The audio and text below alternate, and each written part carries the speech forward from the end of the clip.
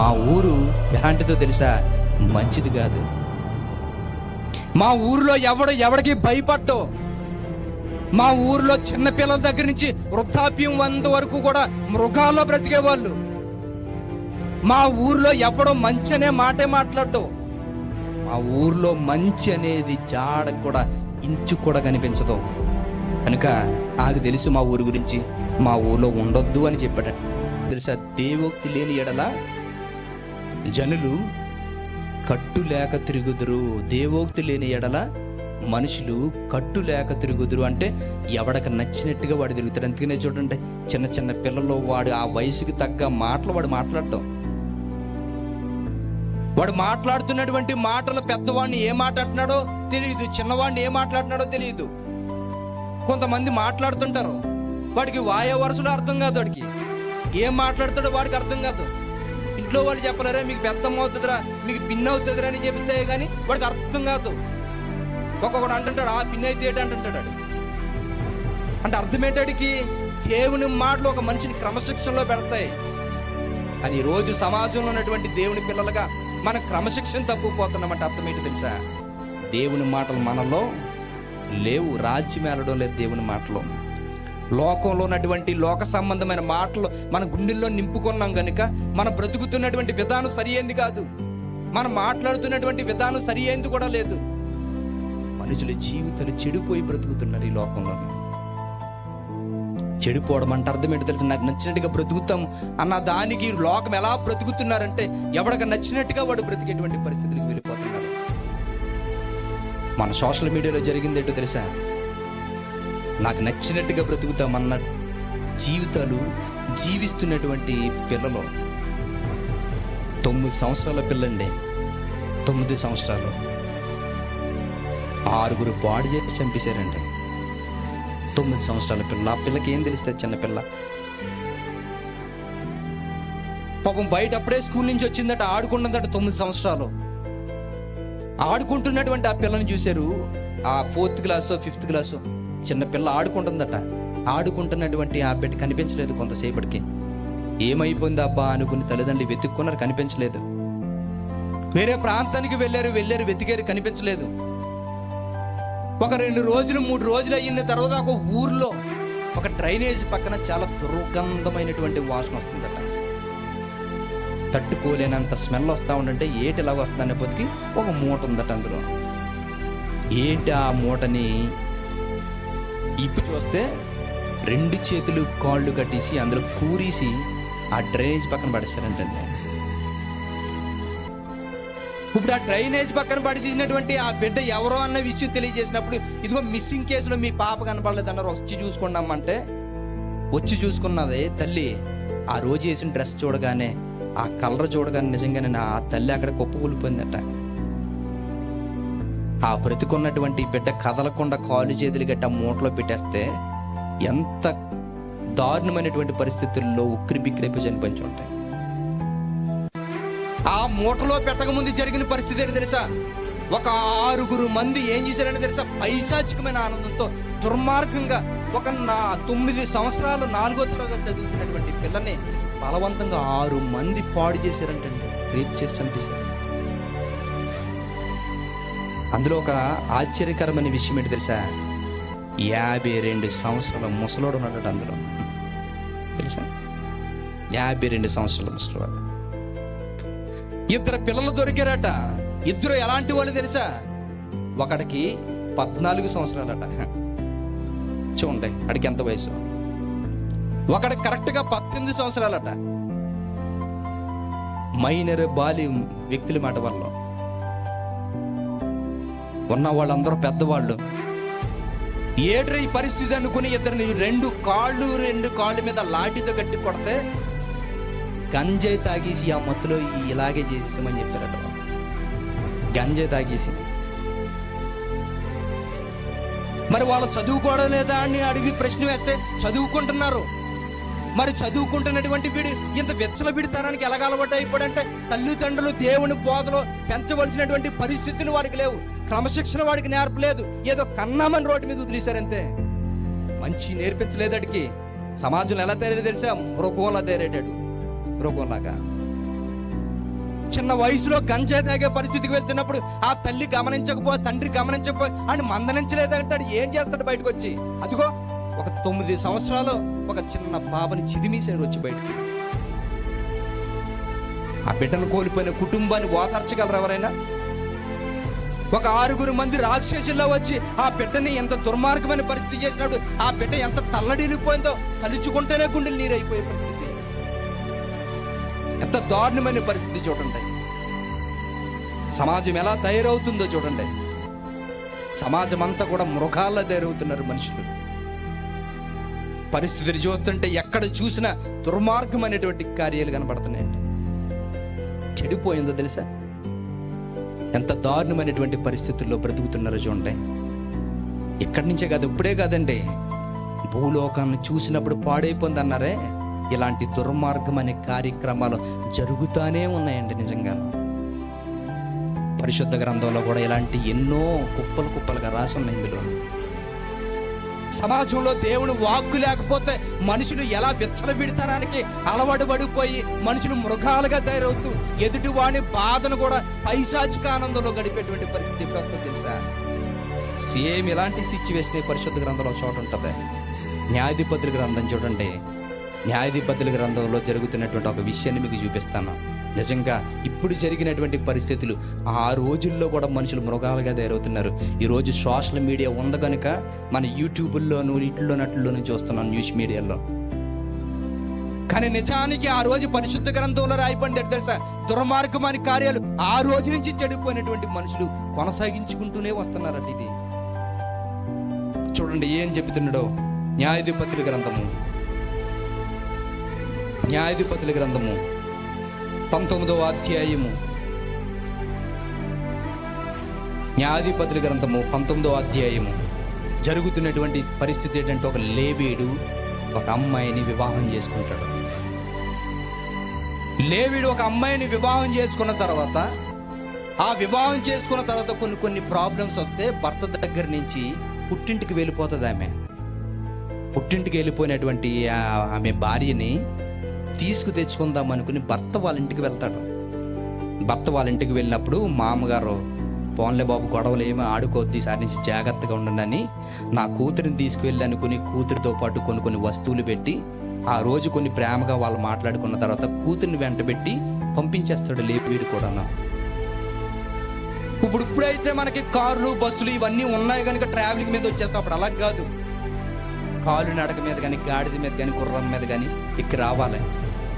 ఇప్పుడు అక్కడ నుంచి వాళ్ళు ఉన్నటువంటి ప్రాంతం దగ్గర నుంచి వేరొక ప్రాంతానికి వెళ్ళాలి. ఈ ప్రాంతం మధ్యలో కొన్ని ఊర్లు ఉంటాయి. నడుచుకుని వెళ్ళారట. చీకటి పడుతుందట, చిమ్మ చీకటి పడుతుంది. ఈ చీకట్లో వెళితే ఈ అరణ్యాల్లో నుంచి ఏ జంతువులు ఉంటాయి కనుక ఈ రాత్రికి ఎక్కడైనా ఉండి ఈ ఊర్లో వద్దున్న ప్రయాణం చేసి వెళ్ళిపోతాం అనుకుని ప్రయాణం ఆలోచించుకున్నారట. ఎక్కడ ఉందాం అనుకున్న, ఇప్పుడైతే హోటల్స్ లాడ్జ్లు ఉంటాయి కనుక ఎక్కడికన్నా వెళ్ళిపోయి రూమ్ తీసుకుని ఉండొచ్చు. అప్పుడు అవి లేవు కదా. ఏం చేద్దాం అనుకునేటప్పుడు ఒక సత్రం కనబడితే ఒక మార్కెట్, ఆ మార్కెట్లో ఉందాం అనుకుని ప్లాన్ చేసుకున్నారట.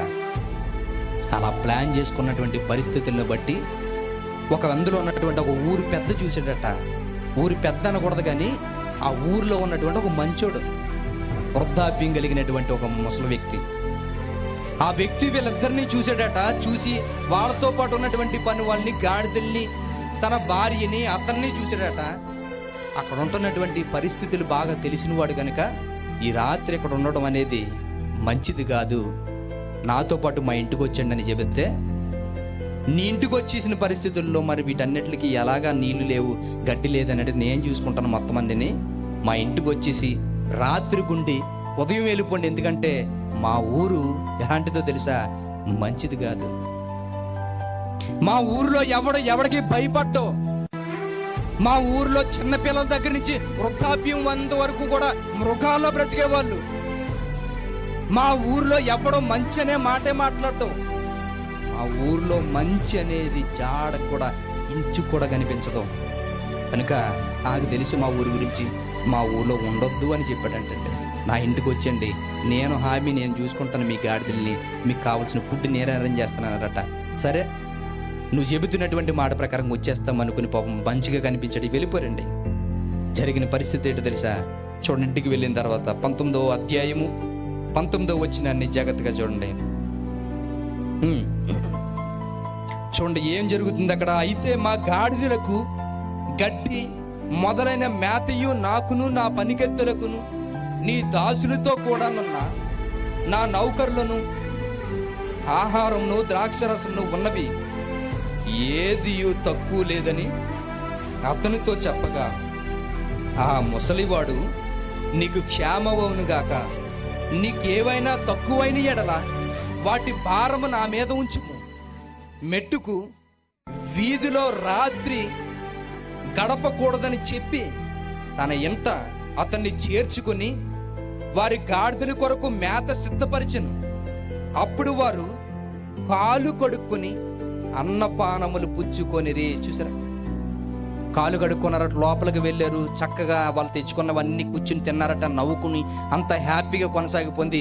ఉదయం ప్రయాణానికి వెళ్దాం, ఎవరికి వాళ్ళు పడుకుందాం అనుకున్నట్టుగా తినేసారట.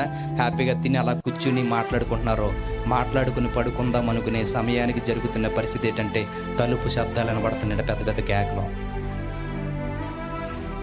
కేకలు వినబడుతున్నాయి. ఏంటి కేకలని కొని చూసే సమయానికి జరుగుతున్నది ఏంటో తెలుసా? వారు సంతోషించి చుండగా ఆ ఊరిలో కొందరు పోకిరీలు. చూసారా, ఎవరట వాళ్ళు? హీరో కాదు, ఉందా లేదా?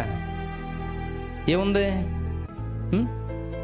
సినిమాలు ఉన్నాయి కదా, దీని మీద చెడిపోయిన మాటలు పెట్టుకుంటే హిట్ అవుతుంది అది మూవీ. పోకిరి అంటే అర్థమవుతుంది, ఈడియట్ అంటే హిట్ అయిపోతాయి సినిమాలు.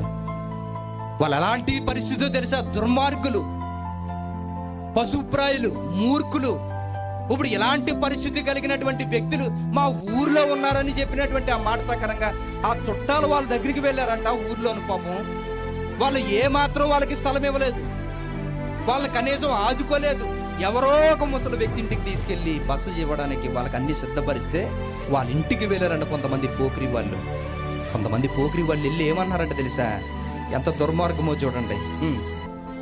ఆ ఇల్లు చుట్టుకొని తలుపు కొట్టి ఏం చేశారట? ఇంటి చుట్టూ రౌండ్ వేశారంటండి పోకిరి వాళ్ళు.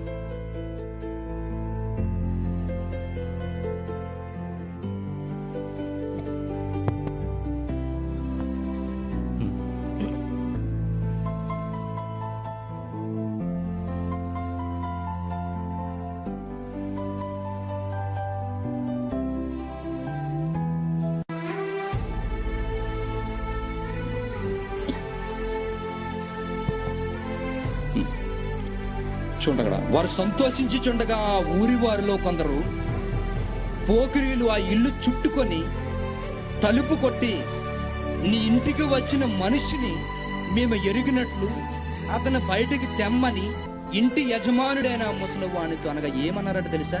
మీ ఇంటికి ఎవరో ఒక అబ్బాయి వచ్చాడంట కదా, ఆ వ్యక్తితో వ్యభిచారం చేస్తామన్నారట. ఎవరో వచ్చిన వాళ్ళు ఎవరో? పోకిరీలు, మగవాళ్ళు.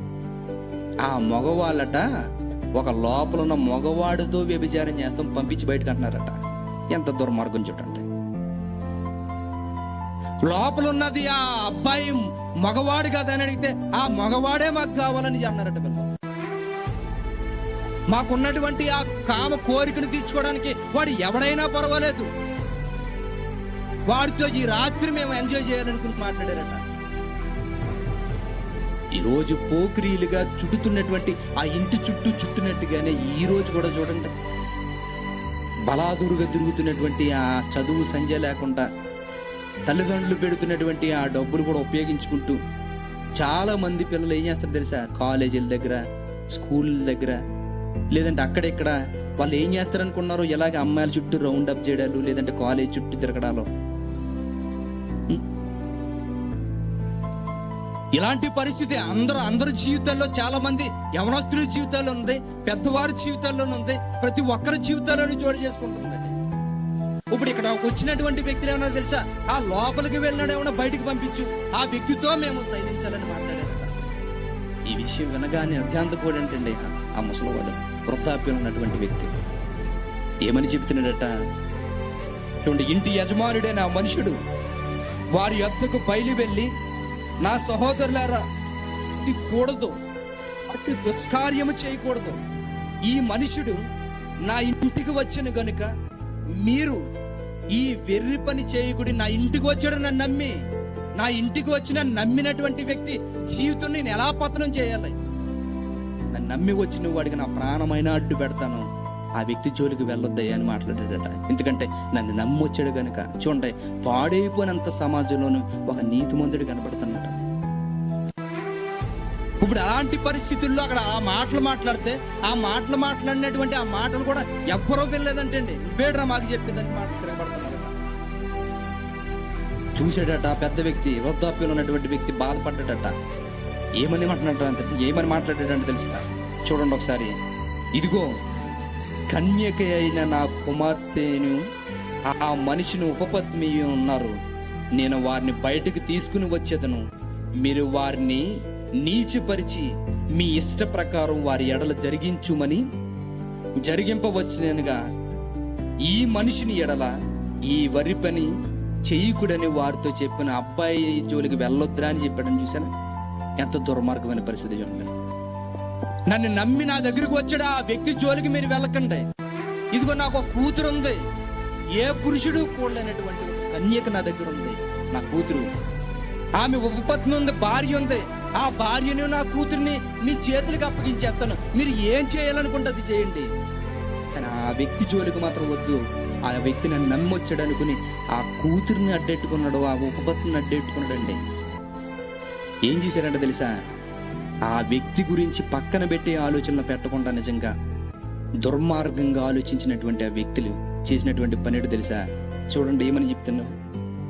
అతని మాట వినుటకు వారికి మనసు లేకపోయిన గనుక ఆ మనుషుడు బయటనున్న వారి యొద్దకు తన ఉపపత్నిని తీసుకొని పోగా వారు ఆమెను కూడి ఉదయం వరకు ఆ రాత్రి అంతయు ఆమెను చెరుపుచుండరి. చూసారు, రాత్రి ఎప్పుడో గొడవాడుకుని తీసుకువెళ్ళిపోరంట. ఆమె ఉపపత్నిని ఇచ్చాడు, ఆమె భార్యని బయటకు తీసుకొచ్చి ఇచ్చాడంట. ఆ వ్యక్తికి ఏం చేద్దని ఆ భార్యని తీసుకువెళ్ళిపోరట. ఆమెను తీసుకువెళ్ళిపోయి రాత్రి నుంచి ఉదయం తెల్లారేంత వరకు ఒకటి తర్వాత ఒకటి పాడు చేస్తూనే ఉన్నారంటే. అలా పాడు చేసి చివరికి తెల్లవారి సమయానికి అలా రక్తపు మడుగులు అని అలా విడిచిపెట్టేస్తే అలా కొన ఊపిరితో ఊగుతా అలా ఇంటి ముందుకు వచ్చి తన భర్తకు కనబడాలనుకుని చివరిసారిగా తన భర్త దగ్గరికి వెళ్ళి చనిపోదామని ఇంటి వాకిటి గుమ్మం దగ్గరికి వచ్చి ద్వారబంధం దగ్గర చనిపోయిందంటే వచ్చి. అంటే సమాజంలో ఉన్నటువంటి పరిస్థితులు ఎలాగున్నాయో చూడండి. సమాజంలో మనుషులు మనం అనుకుంటున్నట్టుగా ఏ పరిస్థితి బాగోలేదు. లోకమంతా ఎలాగుందని చెప్తున్నాడు తెలుసా దేవుడు? చెడిపోయి ఉన్నది అని చెబుతున్నాడండి. లోకం చెడిపోయి ఉన్నదట. లోకం చెడిపోయి ఉన్నదనంటే ఆ రోజు నుంచి ఈ రోజు వరకు మనుషులా బ్రతకడం లేదు, మనుషులు మానవత్వంతో బ్రతకడం లేదు, మనుషులు మృగాలుగా బ్రతుకుతున్నారు. పొరుగు దేశాలకి మన దేశం ఎలా కనిపిస్తుంది తెలుసండి? భారతదేశం అంటే గొప్పగా కనిపిస్తుంది తెలుసా? పొరుగు దేశాలకు మన దేశం అనేటప్పటికీ సంస్కృతి సాంప్రదాయాలు కలిగినటువంటి ఒక మంచి దేశంగా మన దేశం కనిపిస్తుంది. కానీ ఆ మంచి దేశం అని నమ్మొచ్చినటువంటి ఇతర దేశాల్లో నడిచినటువంటి ఒక జంట వచ్చిందండి, భార్య భర్తలో. బైక్ రైడ్ చేసుకుంటూ వచ్చినటువంటి వ్యక్తులు ఉన్నారు. ఆ బైక్ రైడ్ చేసుకుంటూ ప్రపంచ రికార్డు సంపాదిద్దాం అనుకుని అన్ని దేశాలు తిరిగి భారతదేశానికి వచ్చే సమయానికి చాలా సంతోషపడ్డారండి. అన్ని దేశాలు తిరిగి వచ్చాం, కానీ అన్ని దేశాల కన్నా ఈ దేశం చాలా భిన్నమైంది, ఎలాంటి వారినైనా ప్రేమతో ఆహ్వానించే దేశం ఇది అనుకుని వీడియో తీసుకుని సోషల్ మీడియాలో పెట్టి అందరికీ తెలియజేశారండి. చాలా మంది భారతదేశంలోనికి అడుగు పెట్టారు వాళ్ళిద్దరూను. చాలా మంది ఇంటర్వ్యూలు చేశారు. భారతదేశంలో కొన్ని ప్రాంతాలు తిరుగుతున్నారు కదా మీరు, భారతదేశం గురించి మీరు ఏం చెప్పగలరంటే, భారతదేశంలో ఉన్న వాళ్ళందరూ కూడా సహోదరులా చూస్తారండి మమ్మల్ని. వాళ్ళకి చాలా ప్రేమ అనురాగాలు, వాళ్ళకి ఆతిథ్యం ఇవ్వడం అంటే చాలా ఇష్టం. పొరుగు వాడిని చాలా బాగా చూస్తారు వాళ్ళు. పక్క దేశాలకి మంచి పేరున్నది భారతదేశం అంటే అని వాళ్ళు సోషల్ మీడియాలో వీడియోలు తీసి పెడితే ఆ వీడియోని బట్టి ప్రతి ఒక్కరూ మేరా భారత్ మహార్ అనుకుని ప్రతి ఒక్కరు పెద్ద నినాదాలు తెలియజేశారు. ఇప్పుడు ఇంత గొప్పగా తయారు చేసి ఇంత గొప్పగా మాట్లాడారు. ఇప్పుడు ఆ జంట అలా తిరుగుతున్నటువంటి పరిస్థితుల్లో ఒక రాష్ట్రానికి వెళ్ళారండి. ఆ రాష్ట్రానికి వెళుతున్నప్పుడు జరిగింది ఏంటో తెలుసా? ఆ భార్య భర్తలు ఇద్దరిని కొంతమంది దుండగులు పట్టుకున్నారట. కొంతమంది భర్తని కొట్టారట. భార్య మీద ఇంచుమించు 9 మందో 8 మందో నుండి పైశాచికంగా ఆమెని పాడు చేసి తుప్పల్లోకి ఇసిరిసి వచ్చారంటండి. ఎక్కడ జరిగింది అనుకున్నారు? ఇది మన భారతదేశంలో. వాళ్ళు ఏమని వచ్చారో తెలుసా? నమ్మొచ్చారు. వాళ్ళు మనుషులు మంచోళ్ళు అనుకున్నారు. పైకి కనబడుతుందంతా మంచి అనుకున్నారు. వాళ్ళు మాట్లాడుతున్న మాటలు మంచి అనుకున్నారు. అందరూ ఇలాగే బాగా మాట్లాడతారేమనుకున్నారు. ఆ రోజు వాళ్ళు ఆగుతున్నప్పుడు వాళ్ళ పరిస్థితిని బట్టి ఏ రూట్కి వెళ్తే బాగుంటుంది అనుకుని కొన్ని విషయాలు అడుగుతున్నప్పుడు వాళ్ళు మంచోళ్ళే అనుకుని అన్నీ అడిగారు. వాళ్ళతో పాటు ఫోటోలు దిగారు, అన్నీ చేశారు. కానీ వీళ్ళు నమ్మారు వీళ్ళు మంచోళ్ళు కదా అనుకుని. కానీ మృగాలుగా ఉన్నారనే విషయం వాళ్ళకి తెలియదు. ఆ మృగాలు ఏం చేయాలి తెలుసా? ఎంటదోలు పట్టుకుని తన భర్తని కొట్టి పక్కన పెట్టేసి తన భర్త 2 చేతులు పట్టుకుని తన భార్యని అలా పాడు చేస్తుంటే చూసి ఏమీ చేయలేని పరిస్థితుల్లో ఏడుస్తూ కూర్చుని పడండి. ఆమె ట్విట్ ఇవ్వడానికి ఆమె వచ్చిన తర్వాత వీడియో చాలా మంది మీడియా వాళ్ళు వెళ్ళి చాలా దారుణంగా భారతదేశంలో ఉన్నటువంటి వ్యక్తులందరూ ఇది మన దేశ పరిస్థితి అనుకుని తిడతా ఉంటుంటే ఆమె ఏడుస్తూ వచ్చిందండి. నిజంగాను ఏడుస్తూ వచ్చింది. నేను ఏడవడానికి ఎంత కుమిలిపోవడానికి గల కారణం ఏంటి తెలుసా? ఇంత మృగాలుగా బ్రతుకుతున్నటువంటి ఈ దేశంలో ఆడవారిని దేవతగా తల్లిగా చూస్తారు. అది నాకు బాగా ఇష్టం భారతదేశం గురించి. కానీ ఆ తల్లిని పాడు చేసిన నికృష్టులు ఈ దేశంలో ఉన్నారని నేను అనుకోలేదని చెప్పిందండి. తెలుసా?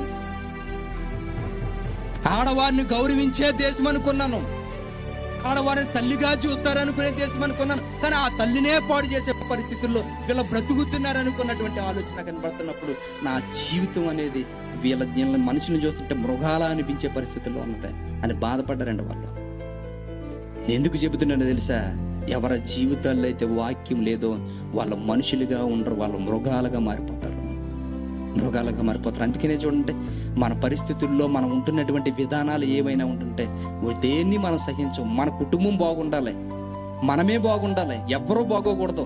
ఎవరైనా బాగున్నారని అడిగితే ఆ బాగున్న వాడి విషయంలో మనం సహించే పరిస్థితే మన దగ్గర ఉండదు.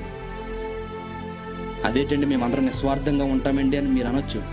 మిమ్మల్ని ఒక ఉదాహరణ, ఒక మాట అడుగుతున్న ఒక ప్రశ్న, సమాధానం చెప్పండి. పక్కోడు కోడి మీ ఇంటికి వచ్చి మేస్తుంది అనుకోండి, ఊరుకుంటారు మీరు? పక్కన ఇంటి కోడి మీ ఇంటికి వచ్చి మేస్తుంది అనుకోండి, ఏం చేస్తారు చెప్పండి మీరు? ఒక రాయి తీసి కొట్టేస్తారు మీరు, అవునే కదా? మన కోడి అన్నీ తిరిగేచ్చు, అవతల కోడి మన ఇంటికి. స్వార్థం మనకి. కోడినే రానివ్వం మనం, కాకిని ఊరుకుంటాం పెట్టండి మనం, కాకినే వాళ్ళని ఇవ్వం మనం. ఎలాంటి పరిస్థితుల్లో బ్రతుకుతున్నాం చూడండి మనం, ఎంత దుర్మార్గం కానీ. ఇప్పుడు ఇలాంటి పరిస్థితుల్లో బ్రతుకుతున్నాం కనుక ఇలాంటి జీవితం అనేది ఎందుకు ఇలా వస్తుంది అని అడిగితే దేవుడు ఏమని చెప్తున్నాడో తెలుసా? లోకమంతా పాడైపోవడానికి గల కారణం నా మాటలు వాడి గుండెల్లో లేవు. నా మాట ఎక్కడ రాజ్యమేరుతుందో అక్కడ నీతి న్యాయాలనేవి రాజ్యమేరుతాయి. నా మాటలు ఎక్కడైతే లేవో అక్కడ దుష్టత్వం దుర్మార్గం అనేది రాజ్యమేరుతుంది. ఎవరి గుండెల్లో వాక్యం ఉందో చెప్పండి? ఎవరి జీవితాల్లో వాక్యం ఉందో చెప్పండి? ఎవరి జీవితాల్లో దేవుని మాటకి మనం ఆజ్ఞలకు తగ్గట్టుగా మనం బ్రతుకుతున్నాం చెప్పండి? క్రైస్తవులమే. పాటలు పాడతాం, ప్రార్థన చేస్తాం, ప్రసంగాలు వింటాం, బూతులు మానం, అబద్ధాలు మానం, స్వార్థం అసూయ మన జీవితంలో నిండిపోతుంది. మన బ్రతుకులు గొప్పగా మన సమాజాన్ని చెప్పుకోవడం వేషధారుల బ్రతుకుతున్నాం మనం. క్రైస్తవులు మనం చెప్పిన మన జీవితాల్లో దేవుని మాటలు రాజ్యం వెళ్తున్నాయా? లేవు, మన బ్రతుకుల్లోనే లేవు. నీతి ఎప్పుడు పోతుందో తెలుసా? దుర్మార్గం అనేది ఎప్పుడు రాజ్యం వెళ్తుందో తెలుసా? మనలో ఉన్నటువంటి మనిషి మానవత్వాన్ని కోల్పోయి మృగతత్వంలోనికి ఎప్పుడు వెళ్ళిపోతాడో తెలుసా? మనిషి జీవితంలో వాక్యం ఎప్పుడైతే లేదో మనిషి జీవితం మృగంగా మారిపోతుందంటే.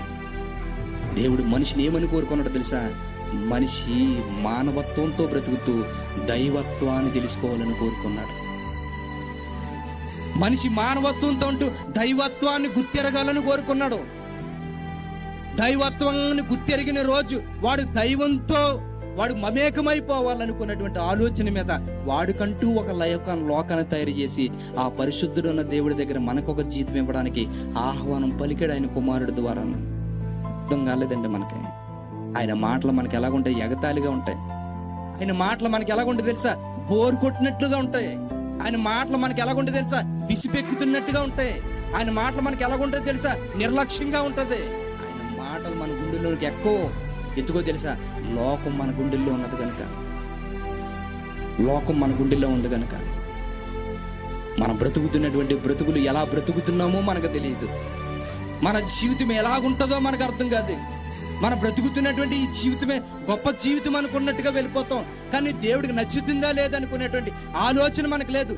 దేవుని మాటలు వింటే తెలుసా, కుటుంబాలు బాగుంటాయి, కుటుంబాలు కట్టబడతాయి, ఒకరు గౌరవించుకునే పరిస్థితులు ఉంటారు, ఒకరినొకరిని ప్రేమించుకునేటట్లుగా ఉంటారు, ఏ గొడవలు గోళలు లేకుండా ప్రశాంతకరమైన జీవితాన్ని కొనసాగించే పరిస్థితులు ఉంటుంది. ఈ రోజు పల్లెల్లో కానీ పట్టణాల్లో కానీ కొట్టుకి చచ్చిపోతున్నారంటే అర్థం ఏంటి తెలుసా? స్వార్థం రాజ్యం వెళ్తుంది, స్వార్థం అసూయ మనిషికి ఎందుకు వస్తుంది? దేవుని మాటలు వాళ్ళు లేవు గనుక, దేవుని మాటలు వాళ్ళు లేదు కనుక. దేవుని మాటే వాళ్ళు ఉంటే, దేవుని మాట ఏమంటే తెలుసా, నిన్ను వలె నీ పొరుగువాణ్ణి ఉన్నదా మనకి? విన్నాం, మనం ఎన్నోసార్లు విన్నాం, కానీ మన జీవితంలో ఉండదు. అది బ్రతుకుతున్నటువంటి ఈ బ్రతుకుతున్నామంతే కొనసాగించేస్తున్నాం. సమాజంలో బ్రతికేటువంటి ఆ విధానం చూస్తున్నప్పుడు మన జీవితాలు ఎలా ఉంది తెలుసా? దుర్మార్గమైనటువంటి బ్రతుకుతున్నాయి. మన మనస్సాక్షి మనలే గత్తేస్తుంటది. అయినా మనిషి ఎంజాయ్గా వెళ్ళిపోతుంటాడు సంతోషం కోసం. ఎందుకు అని అడిగితే మనిషికి వాక్యం లేదు కనుక వాడిని కంట్రోల్ చేయలేదు. అది మనలో ఉన్నటువంటి మాటలు మనం ఆపుకోవాలనుకున్న దుర్మార్గమైన మాటలు కానీ, నీతి మాలినటువంటి మాటలు కానీ, లోక సంబంధమైన ఉద్దేశాలు కానీ మనలో నుంచి వెళ్ళిపోయి దేవుని మాటలే రాజ్యం ఏలాలంటే మనం చేయవలసిన పని ఏంటో తెలుసా? పరలోకమందు ఉన్నటువంటి దేవుడు పరిశుద్ధాత్మని పంపించి భక్తుల్ని ప్రేరేపించి రాయించబడినటువంటి మాటలో ఈ మనిషిలా బ్రతుకుతూ దైవత్వాన్ని తెలుసుకోవాలంటే మనిషి గుండెల్లో ఉండవలసింది లోక సంబంధమైన మాటలు కాదు. మరి ఏముండాలి అంటే, ఈ భూమి మీద నీతి న్యాయాలు దుష్టత్వం అనేది లేకుండా న్యాయవంతంగా ఈ లోకంలో ఉన్న మనుషులందరూ బ్రతకాలి అంటే వారు ఎలా బ్రతుకుతారు అని ప్రశ్నించుకుంటుందిగో దేవుడు చెబుతున్నటువంటి మాట జాగ్రత్తగా చూడండి. ఒకరోజు పౌలు గారు మాట్లాడుతున్నాడు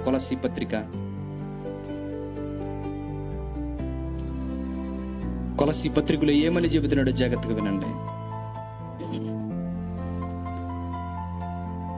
చూడండి, కొలస్సీ పత్రిక 3వ అధ్యాయము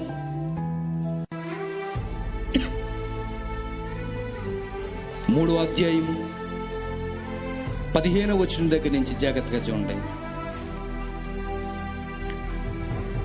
కొలస్సీ పత్రిక 3వ అధ్యాయము 14వ వచనం దగ్గర నుంచి 15వ వచనం దగ్గర నుంచి, క్రీస్తు అనుగ్రహించు సమాధానము మీ హృదయముల్లో ఏలచుండనీయుడి. చూసారు ఏమంటున్నాడు?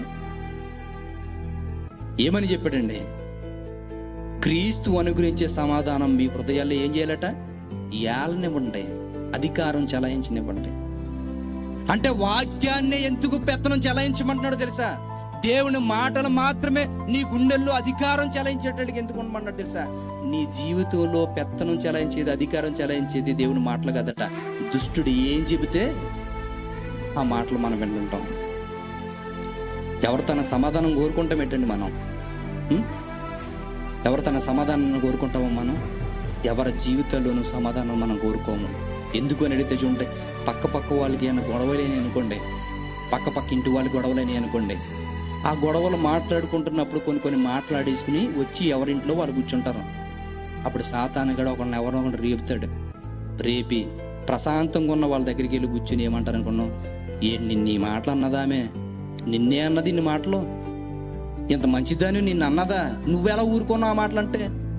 అప్పుడు ఏం చేస్తుంది? అప్పటి వరకు ఊరుకున్నదే మళ్ళీ మొదలెడతారు. ఇప్పుడు ఊరుకుంటుంది, మళ్ళీ నీ అవతల నుంచి ఇంకొకరు వస్తారు, ఆవిడ రెచ్చగొడతారు. మళ్ళీ ఇప్పుడు వరకు ఆగి మళ్ళీ మొదలెట్టిందంటే నువ్వెందుకు ఇలా మౌనంగా ఉన్నావు? నువ్వే ఇప్పుడు ఇద్దరికి మళ్ళీ స్టార్ట్ అయింది గొడవ. ఎక్కడ మంచిగా ఉన్నది చూడండి. సాతానగాడు ఎలా ఆడిస్తే అలా తోలు బొమ్మల్లాగా ఆడుతున్నాం బ్రతుకులు. ఇప్పుడు ఈ గొడవలు ఆడుకుంటున్నాడు, పరిస్థితులు ఎలాగుంటాయి? ఈమె చేసింది ఆమె చెప్పేస్తుంది, ఆమె చేసింది ఈమె చెప్తుంది. వీళ్ళిద్దరు సీక్రెట్లు బయటకు వచ్చేస్తాయి రోజు. అందరికీ వీళ్ళు లోకువే, అంతే కదా? ఊరుకుంటారా గొడవలో? వీళ్ళు ఎలాంటి వాళ్ళు తెలియాలంటే గొడవలు వచ్చినప్పుడు ప్రశాంతంగా నిలబడ్డామనుకోండి, బయట మొత్తం బయటకు వచ్చేస్తుంది ఆ రోజు. ఇంకంతే అయిపోద్ది పరిస్థితి. చూసారా సాతాను గడు ఎలా చేస్తున్నాడు చూడండి. కుటుంబాలు జీవితాలు. ఇప్పుడు ఇవన్నీ మాట్లాడుకున్న తర్వాత కలుస్తారా? ఇప్పుడుకో మళ్ళీ కలవాలి, అది కూడా కలవడానికి అవకాశం ఉండదు. ఇంత ప్రేమానురాగాలతో ఉండేవాళ్ళు అన్ని మాటలు మాట్లాడి కలవడానికి అవకాశం లేకుండా ఎందుకు పోయింది శాంతి సమాధానం లేకుండా? సాతాను గడి చెప్పిన మాటలు విన్నాం గనుక మన జీవితాల్లో ఎవరి దగ్గర సమాధానం లేకుండా ఈమె ఎలాంటిదిరా అని ఒక ముద్ర ఏం చేసుకున్నాం, ఇతను ఎలాంటోడురా అని ఒక ముద్ర ఏం చేసుకున్నాం. ఇప్పుడు ఎలాంటోడు ఎలాంటిదని ఒక ముద్ర ఎంచుకుని సమాజంలో మన జీవితంలో ప్రశాంతంగా గడపగలమా? మనల్ని చూసేవాడు ప్రతివాడు ఒక విధంగా చూస్తూ ఉంటుంటాడు. ఆ పరిస్థితిని బట్టి మన జీవితంలో సాక్ష్యం కోల్పోయి బ్రతుకుతుంటాం. ఇప్పుడు అలా సాక్ష్యం కోల్పోయే బ్రతుకుల్లో శాంతి సమాధానం లేకుండా బ్రతకడం కన్నా చెబుతున్నాడు దేవుడు, నీతి న్యాయాలు మీ గుండెల్లో మీ జీవితాల్లో ఉండాలంటే దేవుని వాక్యాన్ని సమాధానాన్ని ఏలనివ్వండి. వాక్యం ఎవడ గుండెల్లో ఉంటుందో వాడు సమాజంలో గొప్పగా నిలబడతాడు. అమ్మా ఈమె లాంటిది ఉండాలమ్మా అంటారు, ఈమె లాంటిది ఈ ఇంత లాంటి వాడు బతకాలని కోరుకుంటారు. మళ్ళీ ఏమనుకుంటారు చెప్పండి, మళ్ళీ ఏమనుకుంటారు? కొంతమందిని చూసేటప్పుడు అంటారు, అందరూ బాగున్నారండి, వీడికి సాగు రావట్లేదు ఏంటండి అంటారు. అందరూ చెప్పండి అంటారు. ఎందుకని? పరిస్థితులు బాగోవాడి. మన గురించి అలాగంటారు, మనం వినమంతే. మన పక్క అప్పటి వరకు మాట్లాడతాం, మనం మాట్లాడి పక్కకు రాగానే మన గురించి మాట్లాడతారు. వాళ్ళ గురించి వీళ్ళ గురించి మాట్లాడి నీ గురించి మాట్లాడరా, నీ గురించి మాట్లాడతారు. ఎవరికి వాళ్ళు అలా రిమోట్ కంట్రోల్ తిప్పుతూ ఉంటాడు అంతే సాతాను గడు. ఎందుకని? నీతి న్యాయాలు అనేది మనిషి మర్చిపోయాడు కనుక, దుర్మార్గానికి అలవాటు పడిపోయాడు కనుక, విమర్శ జరగవలసిన న్యాయం జరగవలసిన ప్లేసుల్లోనే అన్యాయం దుర్మార్గం జరుగుతుంది కనుక, ఆ దుర్మార్గాన్ని అరిగెట్టే దేవుని మాటలు మన గుండెల్లో లేవు కనుక, దేవుని హృదయంలో ఉన్నటువంటి ఆలోచన మన గుండెల్లోనికి రానట్లేదు కనుక, ఇదిగో పరలోకమందున్నటువంటి దేవుడు చెబుతున్నటువంటి మాటలు మనుషులందరూ పాడైపోయిన మనిషి మరలా కట్టబడాలంటే దేవుని మాటలు వాడి గుండెల్లో ఉండాలి. దేవుని మాటలు వాడి గుండెల్లో ఉండాలి. దేవుని మాటలు వాడిని రాజ్యమేలాలి. అందుకనే ఏమని చెప్తున్నాడు తెలుసా? మీరు మంచిగా దేవుడికి నచ్చినట్లుగా చనిపోతే నిత్య జీవాన్ని చేరేటట్లుగా మీరు బ్రతకాలి అంటే మీకు ఒకే ఒక సూత్రం చెబుతున్నాడు. ఏమని చెబుతున్నాడో తెలుసా? జాగ్రత్తగా వినండి ఏమని చెప్తున్నాడు. ఇప్పుడు చదవండి. క్రీస్తు అనుగ్రహించు సమాధానం మీ హృదయములలో ఏలచుండినీయుడి, ఇందుకొరకే మీరొక్క శరీరముగా పిలువబడితిరి, మరియు కృతజ్ఞులయుండి సంగీతములతోనూ కీర్తనలతోనూ ఆత్మ సంబంధమైన పద్యములతోనూ ఒకని ఒకడు బోధించుచు బుద్ధి చెప్పుచు కృపాసహితముగా మీ హృదయములలో దేవుని గూర్చిన గానము చేయుచు సమస్త విధములైన జ్ఞానముతో క్రీస్తు వాక్యమును మీ హృదయములో సమృద్ధిగా నివసింపనీయుడి. చూసారా ఏం చేయాలట? వాక్యాన్ని మీ గుండెల్లో నింపేసుకోండి. పాటలు పాడుకుని, వాక్యాన్ని పాటల రూపంలో పాడుకుని మీ హృదయంలోకి ఎక్కించుకుంటారు. పద్యాలు పాడుకుని వాక్యాన్ని మీ గుండెలోకి ఎక్కించుకుంటారు. ఇలా ప్రసంగాలు చెప్పి వాక్యాన్ని మీ గుండెలోకి ఎక్కించుకుంటారు. లేదా వాక్యం చదువుతూ మీ గుండెలోకి వాక్యం ఎక్కించుకుంటారు. ఎలాగ వాక్యం ఎక్కించుకుంటారో సమస్త విధములైన జ్ఞానంతో మీ వాక్యం ఏదైతే దేవుడు మనకి ఇచ్చాడో అది గుండెల్లో నింపేసుకోండి సమృద్ధిగా. అలా గుండెల్లో వాక్యం ఉన్నవాడు సమాజానికి వెలుగుగా దిక్సూచిగా నిలబడడానికి అవకాశం ఉంటుంది. ఎవడైతే గుండెల్లో వాక్యం నింపుకోగలుగుతాడో ఎదుటి వాడిని ప్రేమించే తత్వం వస్తుంది. ఎవడైతే గుండెల నిండగా వాక్యం ఉంటుందో మనిషిని మనిషిగా చూడాలనుకుంటాడో, ఎవడైతే గుండెల్లో వాక్యం నింపుకోగలుగుతాడో వాడు సమాజంలో మర్యాదగా బ్రతకాలనుకుంటాడు. ఎవడైతే గుండెల్లో వాక్యం నింపుకోగలుగుతాడో వాడు నీతిగా బ్రతకాలనుకుంటాడు. ఎవడైతే గుండెల్లో వాక్యం ఉంటుందో దేవుని గురించి పరితపించిపోయినట్టుగా బ్రతుకుతూ ఉంటాడో. ఈ రోజు మన జీవితాలది కరువు అయిపోయిందంటే అర్థమేంటో తెలుసా? దేవుని మాటలు మన గుండెల్లో లేవు, కరువైపోయి. దేవుని మాటలు గుండెల్లో పెట్టుకుని బ్రతికిన వాడు దేవుణ్ణి ఎరుగుతాడు. సమాజంలో ఎలా ప్రవర్తించాలో అర్థమవుతుంది. సమాజంలో నెమ్మది కలిగి శాంతి సమాధానంతో బ్రతుకుతాడు. వాడి జీవితం చనిపోయిన వాడికి పరలోకంలో యుగ యుగాలో బ్రతుకు ఇవ్వడానికి మాత్రం దేవుడు సిద్ధంగా ఉన్నాడు.